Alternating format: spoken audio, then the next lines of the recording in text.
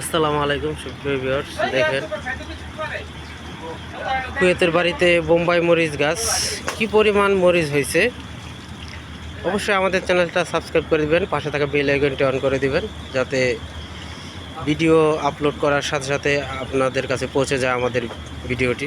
দেখেন কি পরিমাণ ভিডিও হয়েছে, দেখেন কি পরিমাণ হয়েছে ভিডিও, দেখেন কি পরিমাণ মরিচ হয়েছে, না দেখলে বিশ্বাস করতে পারবেন না। দেখেন বন্ধুরা, আমরা কুয়েতের নিত্য নতুন আপডেটগুলো দিতে থাকবো। আপনারা চ্যানেলটি সাবস্ক্রাইব করে আমাদের পাশে থাকবেন।